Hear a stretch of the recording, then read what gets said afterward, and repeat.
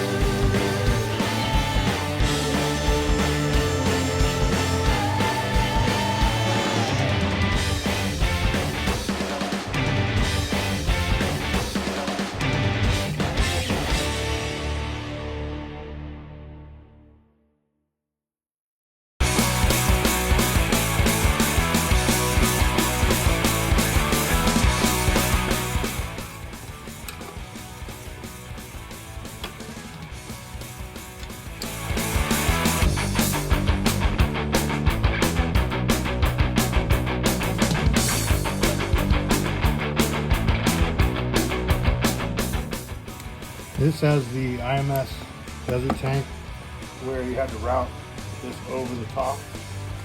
So it's going to be fun dealing with. But we'll get her. We have to disconnect our electrical. Lace it around.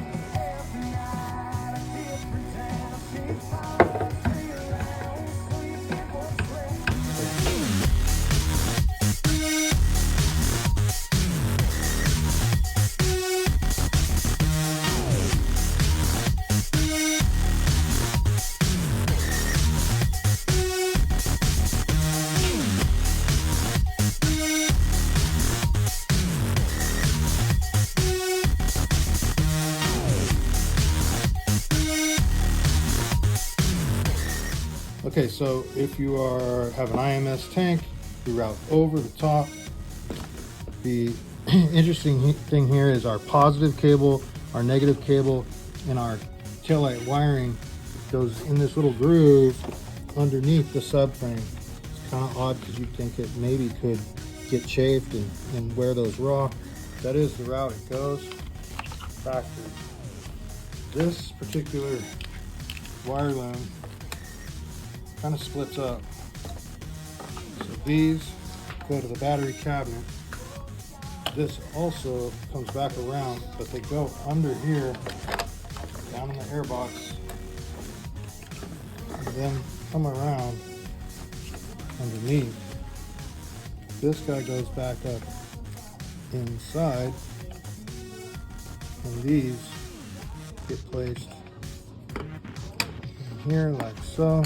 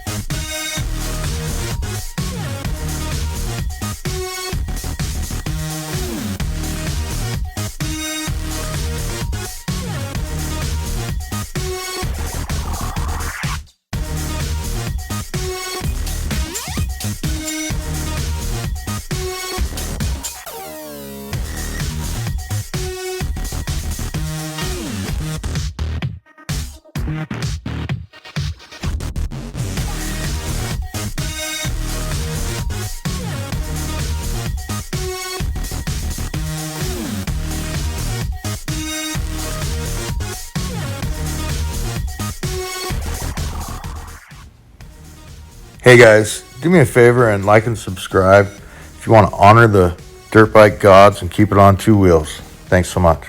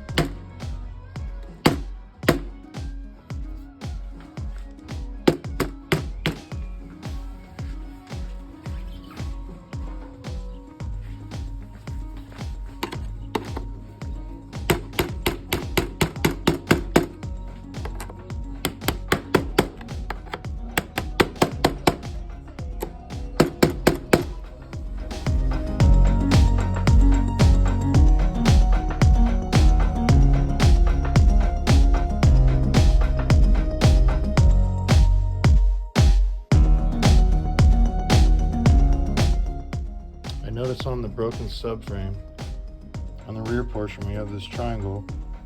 There's a hole there. And on the new one, there was a vent fitting. Notice that's a barbed fitting. This little brass piece was sticking up through this hole right here. I pressed it out, put it in my pocket. I realized that the metal, I don't know what you call this, structure that reinforces the tail end, that's where it bolts into. It's through that hole. And you can see on the old one, there's evidence of where it had a 8mm bolt, and you can see that made an impression there. So I'll be putting a bolt through there. I'll drill it out slightly. Okay, so when you're at this point, do not mount this up yet. Do not mount that. I had to take it apart. I'll take it off again. You actually need to put your fender on. Now you'll notice I snapped that post off and I epoxied it. But these two towards the front need to get anchored first with the coarse thread screws before you put the other fender on. So you've got to actually put this up here first, sink those coarse threads into the two front posts. The two back posts that go back here, you can get to those, but you can't get to those front ones with the under fender on. All done. Freshly cleaned and oiled air filter.